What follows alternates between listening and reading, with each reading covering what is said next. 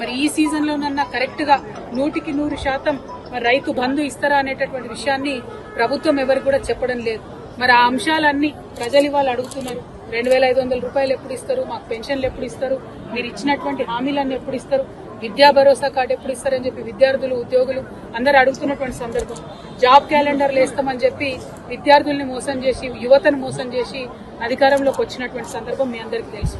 మరి ఇవన్నీ అడుగుతుంటే కాంగ్రెస్ పార్టీ మీద ముఖ్యమంత్రి గారి మీద ఒత్తిడి పెరుగుతున్నటువంటి సందర్భంలో భరించలేక రోజొక కొత్త డ్రామా కాంగ్రెస్ పార్టీ చేస్తుంది. ఒకసారి కేసీఆర్ గారికి కాళేశ్వరం మీద నోటీసు, ఇంకొక రోజు హరీష్ రావు గారికి నోటీసు, ఇంకొక రోజు ఇంకొక సీనియర్ నాయకుడికి నోటీసు, ఇవాళ మరి కేటీఆర్ గారికి మరి నాకు తెలిసి ఇది 5వ 6వ నోటీసు ఇవ్వడం.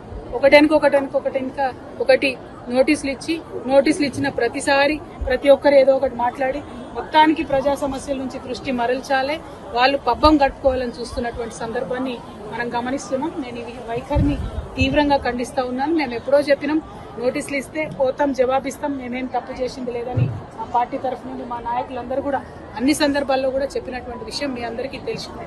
అయినప్పటికీ ఇవాళ తెలంగాణ భవన్ కి తాళాలేసి మా కార్యకర్తలు ఎవరు బయటికి వెళ్లకుండా చేసినటువంటి సందర్భాన్ని మేము తీవ్రంగా ఖండిస్తున్నాం. మా కేటీఆర్ గారు మరి ఇవాళ విచారణకు హాజరైన ముందే చెప్పినటువంటి విషయమే, హాజరైతామని. అందులో పెద్ద విశేషం ఏం లేదు, హాజరైతాం, విచారణకు సహకరిస్తామని కూడా చెప్పినాం.